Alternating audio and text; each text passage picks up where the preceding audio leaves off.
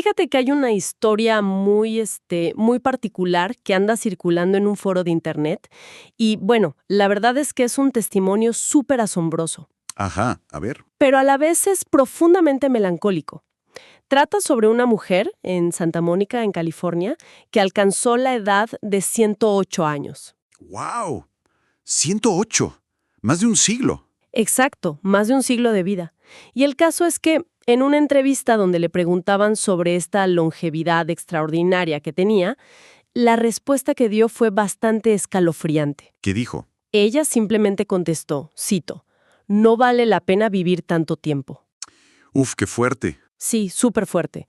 Y el contexto, la verdad, te rompe el corazón, porque resulta que había sobrevivido a su esposo por un montón de décadas y recientemente había tenido que enterrar a su propio hijo, que ya era un hombre de 80 años, o sea. Claro, es una imagen muy fuertísima, porque rompe por completo con esa narrativa, digamos, de éxito absoluto que solemos asociar a vivir muchos años.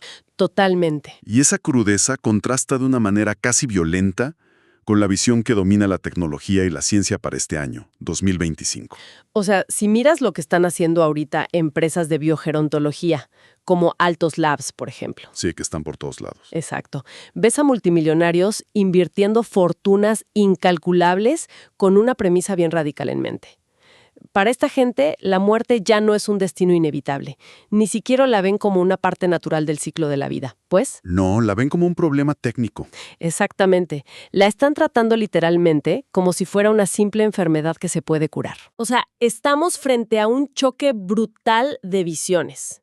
Y justo al revisar toda la información de nuestras fuentes de hoy, queda clarísimo que este es el debate de fondo que necesitamos desempacar. Sí, sí. Porque, a ver, para quienes nos escuchan, el objetivo de esta inmersión profunda en las fuentes no es decir quién tiene la razón o tomar un bando político o ideológico. No, claro que no. Es entender qué está en juego realmente. Exacto.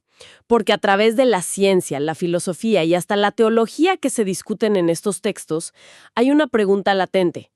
¿El verdadero valor de la vida reside en nuestra creciente capacidad tecnológica para, digamos, controlarla y extenderla? Ajá. ¿O más bien está en la profunda humildad de aceptarla como un regalo que por definición necesita un principio y un final para tener sentido? Y para explorar justo eso, las fuentes nos ofrecen unas perspectivas que van desde los extremos del transhumanismo hasta posturas de bioconservación. Pasando por visiones religiosas y seculares. Sí, de todo un poco. Lo interesante es que reportan argumentos muy bien fundamentados en todos los frentes, porque debatir si extender la vida es un imperativo moral absoluto o una arrogancia peligrosa, pues implica tocar fibras filosóficas muy sensibles. Claro, totalmente. Bien, vamos a desempacar esto, empezando por la promesa del control. Porque la ciencia detrás de todo esto es, te juro, fascinante. Es de locos. Hoy en día la humanidad está intentando domar la finitud de formas que parecen sacadas de una película. Las fuentes mencionan intervenciones con nombres rarísimos como reprogramación epigenética. Ajá. Fármacos, senolíticos, moduladores como la rapamicina o la metformina. Pero, a ver, me gustaría que nos detengamos un segundo aquí, porque suenan a términos súper complejos. ¿Qué significa realmente curar el envejecimiento a nivel celular? A ver, claro, vamos a desglosarlo porque es clave entender el cómo funciona esto. Pensemos, por ejemplo, en los fármacos senolíticos. En nuestro cuerpo, a medida que vamos envejeciendo, algunas células sufren ciertos daños. Se van desgastando. Exacto, dejan de dividirse, pero por alguna extraña razón, se niegan a morir. Se les conoce coloquialmente en la ciencia como células zombies. Células zombies, me encanta el término, pero suena terrible. Es que lo es. Ya no funcionan bien, pero se quedan ahí, digamos, flotando y secretando toxinas que generan inflamación constante. O sea, como que pudren a las células vecinas. Exactamente. Aceleran el envejecimiento de los tejidos sanos que tienen alrededor. Entonces, los senolíticos son medicamentos diseñados específicamente para cazar y eliminar estas células zombies. Limpian el sistema. Wow, es literalmente purgar el cuerpo de células muertas en vida. ¡Qué locura! Sí, sí. Y la famosa reprogramación epigenética. Es como cuando, no sé, restauras tu teléfono a los valores de fábrica. Esa es una analogía perfecta, fíjate, porque la epigenética tiene que ver con cómo se leen nuestros genes. Con el paso del tiempo, esa lectura se va llenando de ruido. Como interferencia. Ajá, interferencia. Y la reprogramación busca aplicar ciertos factores para decirle a una célula adulta, oye, olvida todo ese ruido y vuelve a comportarte como una célula joven. Increíble. Y la ideología de fondo que impulsa toda esta inversión millonaria es el transhumanismo. Que, según leíamos en las fuentes, se apoya muchísimo en el utilitarismo clásico. Así es. Hablamos de pensadores que van desde figuras históricas como Jeremy Bentham hasta contemporáneos súper conocidos como Nick Bostrom o David Pearce. Ajá. Todos ellos tienen una métrica muy clara. Dicen que una acción es buena si reduce el sufrimiento y maximiza el bienestar. ¡Ya está! Y bajo esa lupa matemática, pues el envejecimiento es una patología terrible. Claro, la peor de todas. Sí. Pearce incluso propone algo que él llama el imperativo hedonista, que básicamente es usar la biotecnología para abolir todo sufrimiento biológico. O si lo vemos desde la visión de Silicon Valley, el inversor Peter Thiel dice que la muerte es simplemente un error en el programa. Un bug de software. Un bug, exacto, que los ingenieros tienen la obligación moral de solucionar. Pero fíjate que no es solo una visión exclusiva de los de Silicon Valley. Las fuentes también mencionan a figuras teológicas o históricas que apoyan algo muy parecido. ¿Ah, sí? Sí, hablan del teólogo Philip Hefner o de Nikolai Fedorov, un filósofo ruso. Ellos veían al ser humano como una especie de co-creador del universo. Ah, claro, el deber de mejorar la creación. Exactamente. Desde ese punto de vista, luchar contra la enfermedad y tratar de vencer el envejecimiento no es rebelarse contra la naturaleza, sino cumplir con un deber sagrado. Usar nuestra inteligencia para, pues, aliviar el sufrimiento ajeno.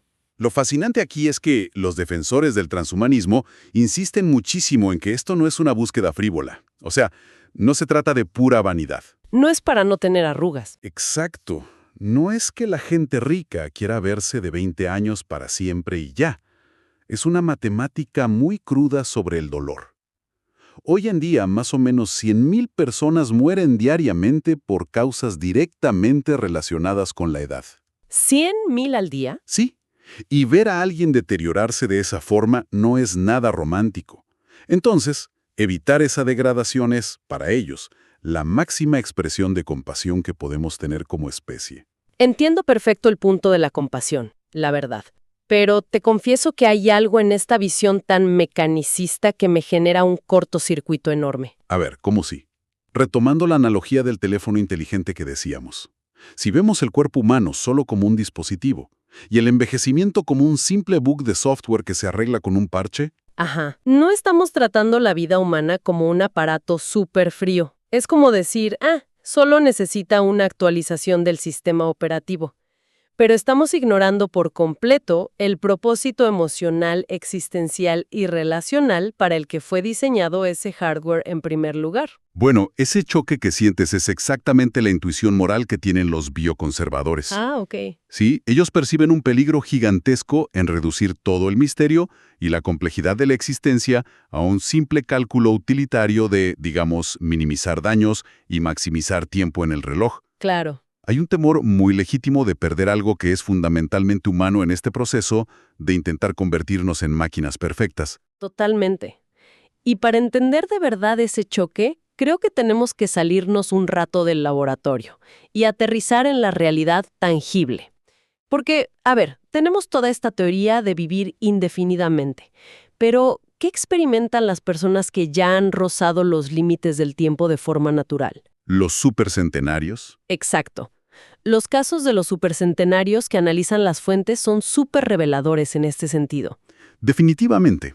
Las fuentes nos traen a figuras históricas como Jane Calment, una mujer francesa que vivió hasta los 122 años. 122, qué locura. Sí, y ella solía decir que su secreto era tomarse una copa de vino y mantener siempre el optimismo. Me apunto a esa dieta. Sí, suena bien, pero la cruda realidad de su historia es que por vivir tanto tiempo tuvo que enfrentar la muerte de su única hija, y años después, la de su nieto. Uf.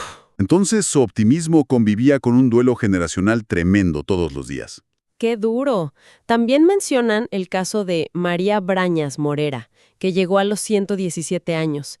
Ella decía que su clave era el orden, la tranquilidad y algo muy curioso, alejarse de las personas tóxicas. Buen consejo para cualquier edad, la verdad.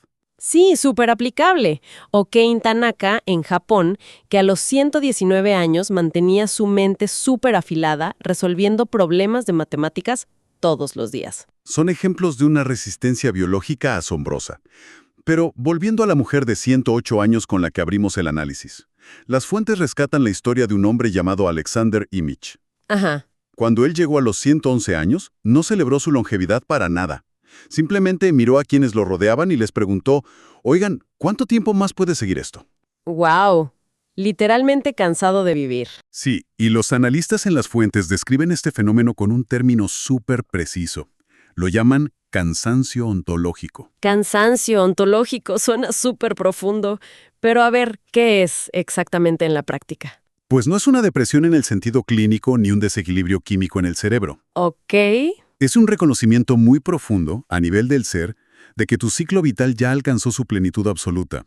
O sea, ya viste todo lo que tenías que ver, ya aportaste lo que ibas a aportar y simplemente el marco temporal de tu vida se completó. Ya no hay más historia que contar. Exacto, es estar exhausto de la existencia misma. Aquí es donde se pone realmente interesante, fíjate.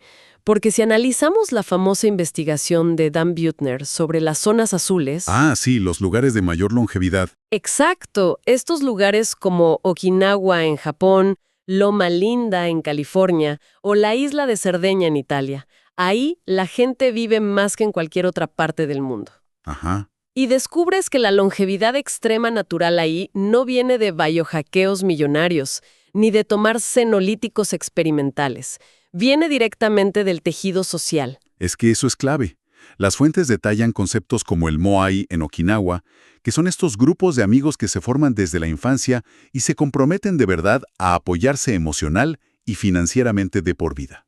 ¡Qué belleza! O el famoso Ikigai, que básicamente es tener un propósito claro para levantarse cada mañana. Y fíjate en este dato increíble que señalan las fuentes. El 98% de los centenarios en estas zonas azules pertenecen a alguna comunidad de fe o a un grupo espiritual. 98%. Casi todos. Entonces, esto me lleva a pensar que una vida larga es esencialmente un deporte de equipo, no es un maratón individual. Totalmente. Imagínate que tú logras acceder a biotecnología avanzada y extiendes tu vida artificialmente hasta los 150 años.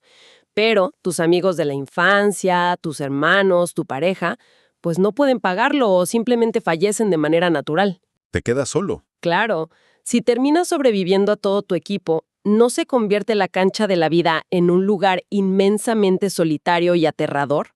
Y si conectamos eso con el panorama general de las zonas azules, pues la lección es clarísima. Estas personas no sobreviven solo por ganarse la lotería genética, sobreviven gracias a un ecosistema integral que favorece la vida. Ajá. La misma ciencia médica nos demuestra que el aislamiento crónico es biológicamente tóxico. O sea, causa tanta inflamación y daño celular como fumar cajetillas de cigarros. Te oxida por dentro. Sí. Literal. Exacto. Para estas comunidades, la longevidad saludable está anclada en disolver el miedo al futuro porque viven profundamente inmersos en su comunidad en el presente. En el ahora. Prolongar la duración de la vida sin preservar ese tejido social podría darnos una existencia súper larga, sí, pero totalmente vacía de las razones que la hacen significativa. Lo cual nos lleva directo a un problema que a nivel psicológico, la verdad me parece todavía más abrumador. ¿Cuál? La paradoja del tedio y la dilución del yo. O sea, si ya sabemos que la soledad es un riesgo enorme en una vida extendida, ¿qué le pasaría a la mente humana, a nuestra identidad, si logramos que el tiempo sea prácticamente infinito? Ah, claro. Las fuentes rescatan una idea muy famosa del filósofo Bernard Williams. Está basada en una obra de teatro llamada El caso Macropulos. Es un argumento central en este debate, sin duda. Williams sostiene que la inmortalidad, tarde o temprano, nos llevaría a un aburrimiento terminal y destructivo. ¿Pero por qué exactamente? Para explicar el porqué, él introduce este concepto de los deseos categóricos. O sea, a ver, estos no son deseos simples como quiero comerme una manzana porque tengo hambre, que es algo que se te renueva todos los días. Claro, son cosas más profundas. Exacto. Los deseos categóricos son los proyectos de vida y los amores que nos definen. Querer criar a un hijo, escribir una novela, construir un negocio desde cero, entender una rama de la ciencia. Son las cosas que te dan una identidad, que te hacen ser tú. Tal cual.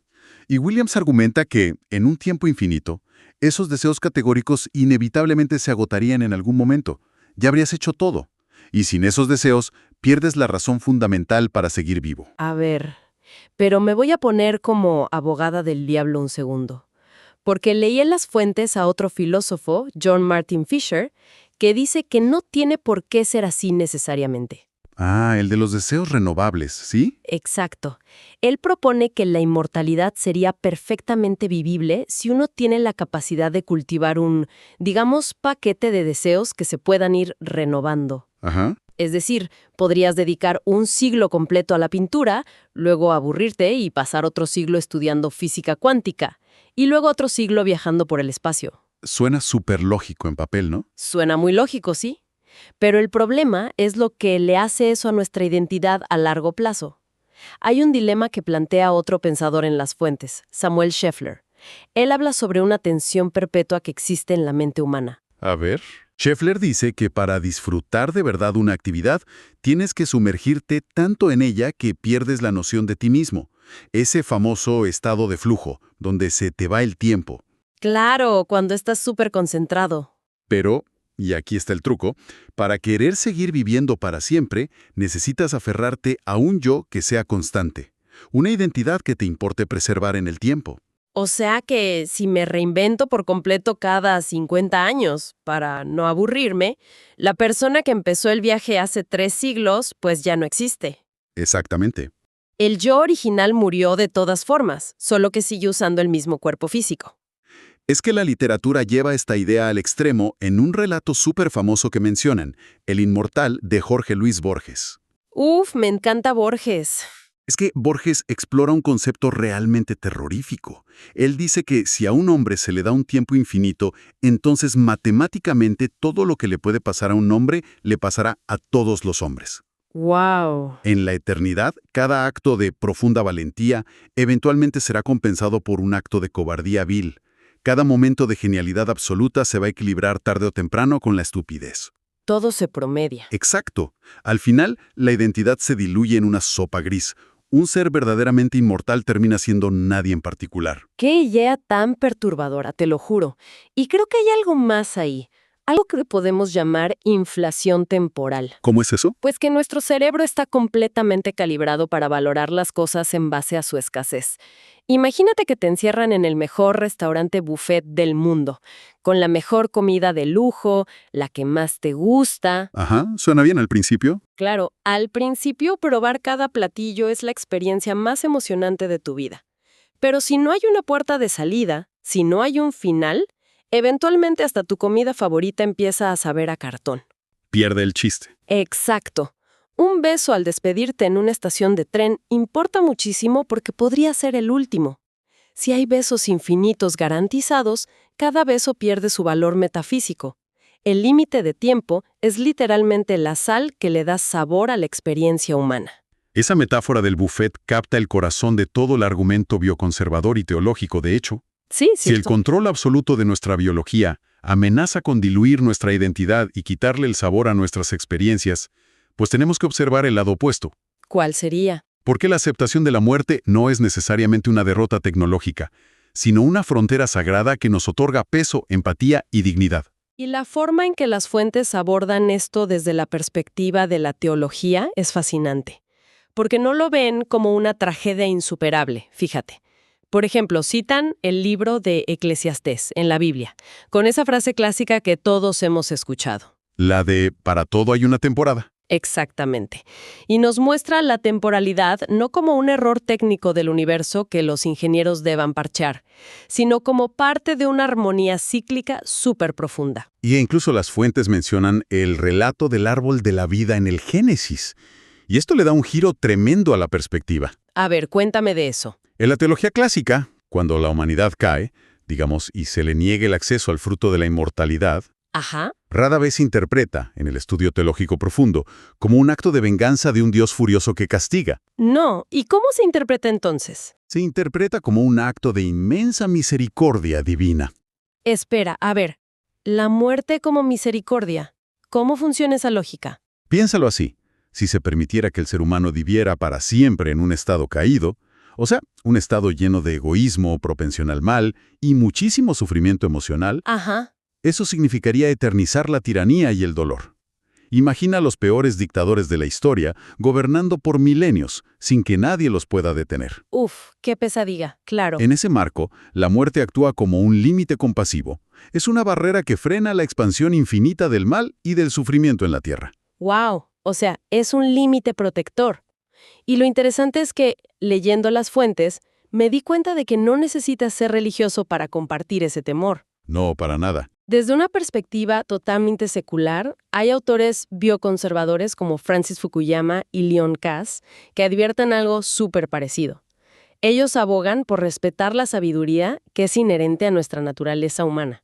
Ajá. Porque intentar hackearla a la fuerza, sin entender las consecuencias a largo plazo, nos puede llevar a un desastre absoluto. Un ejemplo perfecto de ese desastre potencial que mencionan las fuentes es la reacción global que hubo en 2018 con el famosísimo caso de los bebés CRISPR. Ah, claro. Para quienes no lo recuerden, CRISPR es esta tecnología que funciona como unas tijeras moleculares genéticas, y el científico He Jiankui, en China, la usó para alterar el ADN de unas gemelas antes de que nacieran. Supuestamente para hacerlas resistentes al VIH. Exacto. Y la condena de la comunidad científica internacional fue casi unánime. Y ojo, no porque proteger contra el VIH sea algo malo, obviamente, No, claro que no. sino por la tremenda falta de humildad. Alterar la línea germinal humana es reescribir un código que lleva millones de años de evolución. Es abrir la caja de Pandora. Sí. Y hay un miedo muy tangible y muy real de que el deseo transhumanista nos lleve a crear un sistema de clases genéticas inamovibles. Imagina que un mundo donde los ultrarricos vivan 300 años con una salud perfecta. Y el resto de nosotros siga muriendo a los 80. Exactamente. Es una brecha insalvable. Es que jugar a ser dioses tiene un precio ético incalculable. Y aquí quiero rescatar a un pensador español que me encantó mientras leía las fuentes, Miguel de Unamuno. Ah, un clásico. Sí, en su obra Del sentimiento trágico de la vida, él dice que la dignidad humana nace precisamente de esta contradicción absurda en la que vivimos. Racionalmente sabemos que nos vamos a morir, pero emocionalmente nos negamos a aceptarlo. Nos rebelamos contra eso. Exacto.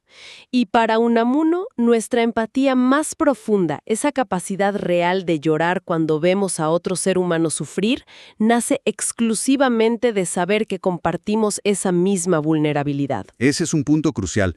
Fíjate que hay un debate imaginario muy ilustrativo que citan en las fuentes entre dos arquetipos. Aris Valente, que es un científico biogerontólogo, y Elara, que es una filósofa. A ver. El científico insiste, con todo el pragmatismo del mundo, en que necesitamos autonomía total sobre nuestra biología para poder vencer el dolor de una vez por todas. Suena razonable desde su trinchera. Pero la filósofa le responde que un libro que no tiene punto final es un libro que, eventualmente, deja de tener significado. ¡Qué frase tan dura! Y le dice que es precisamente el riesgo constante de la pérdida lo que nos obliga a conectarnos de verdad. O sea, si nos volvemos invencibles e intocables gracias a la biotecnología, perdemos la capacidad de sentir lo que antiguamente se llamaba piedad. Esa conexión visceral ante la fragilidad del otro. Exacto. Haciendo una analogía con lo que leíamos sobre las tradiciones de fe en estos documentos, la religión históricamente busca una transformación del ser, ¿cierto? Habla de una vida después de la muerte, de la inmortalidad del alma o de cuerpos glorificados dependiendo de la creencia. Ajá, un cambio radical de estado. Pero la tecnología transhumanista busca congelar este cuerpo biológico tal cual es hoy, de forma indefinida. ¿No es esto como intentar embalsamar a una oruga viva? O sea, poniéndole parches biológicos para que jamás se degrade, pero negándole para siempre la oportunidad de convertirse en mariposa. ¡Wow! Esa es una metáfora excepcional, porque subraya la gran diferencia entre extender el tiempo de forma horizontal, que es solo añadir años al calendario, Sí. y elevar la calidad de ese tiempo de forma vertical. La visión bíblica o espiritual de la inmortalidad condicional requiere un cambio espiritual, una evolución interior, no solo un triunfo de la medicina sobre el reloj de nuestras células. Lo cual nos sirve perfecto para ir consolidando el viaje de toda esta inmersión que hemos hecho. Hemos visto cómo la muerte no es un enemigo de una sola dimensión. No, para nada. Cuando la muerte llega por enfermedades o condiciones que implican un sufrimiento prematuro, claro que actúa como un error trágico. Y la ciencia hace muy bien en intentar curar eso. Nadie en las fuentes está argumentando a favor del dolor evitable, que quede claro. No, nadie quiere romantizar el sufrimiento físico. Exacto. Pero a nivel existencial y filosófico, la finitud funciona como una condición de contorno de nuestra vida. Es esa frontera sagrada que nos protege de la arrogancia de creernos dioses, que frena la tiranía y, lo más importante, es lo que le inyecta urgencia al amor. Sin el reloj corriendo en contra, las decisiones pierden todo su peso. Y el consenso que surge de cruzar todas estas disciplinas, la filosofía, la biología, la teología, es una invitación a replantear cómo medimos el éxito de la vida humana. Ajá. Porque tanto los grandes filósofos como los supercentenarios de las zonas azules parecen coincidir en una cosa. El verdadero desafío no es vivir obsesionados mirando una hoja de cálculo, contando los años que nos quedan. Claro. El reto es habitar el ahora con plenitud. El presente es el único refugio real que tenemos contra el miedo al final. Totalmente. Pero claro, las fuentes no nos iban a dejar ir sin soltar una última bomba mental, fíjate. Una idea que pone a prueba todo este deseo de vivir siglos enteros. A ver, ¿cuál es? Pensemos en una consecuencia matemática ineludible. Si la humanidad, digamos en 100 años, logra de verdad curar el envejecimiento y asegura que millones de personas vivan varios siglos. Ok. La única forma lógica de evitar que el planeta colapse por una sobrepoblación masiva sería tomar una medida drástica. Tendríamos que, casi de manera obligatoria por ley, dejar de tener hijos. Si nadie sale por la puerta de salida, nadie nuevo puede entrar por la puerta principal. Uf, es un escenario de ciencia ficción, pero tendría unas consecuencias evolutivas devastadoras si lo piensas. ¿Verdad que sí? Sí, porque si detenemos el ciclo natural de nacimientos, cambiaríamos la esencia misma de lo que es nuestra especie. La juventud es lo que siempre trae la disrupción, las nuevas ideas, las revoluciones culturales y espirituales. Traen aire fresco. Exacto. Sin ese relevo generacional, nos convertiríamos en una sociedad totalmente estática. Estaríamos condenados a ser por toda la eternidad los últimos seres humanos sobre la Tierra. ¡Wow! Una especie entera preservada en ámbar biológico, incapaz de evolucionar. Y de repente volvemos a pensar en esa mujer de 108 años en Santa Mónica, la de la historia del principio. Sentada ahí mirando hacia atrás a más de un siglo de recuerdos, pero en una habitación vacía, sin sus compañeros de viaje. Una imagen melancólica, sí. Y ya nos deja con la pregunta definitiva de todo este análisis. Y no es una pregunta de laboratorio para los ingenieros biológicos que buscan la cura. Es una pregunta que cada quien se queda pensando cuando este audio termine. Si te dieran la oportunidad de tener todo el tiempo del universo, pero ese regalo viniera a costa de borrar los límites y las conexiones que hacen que el tiempo importe, ¿realmente querrías vivir para siempre?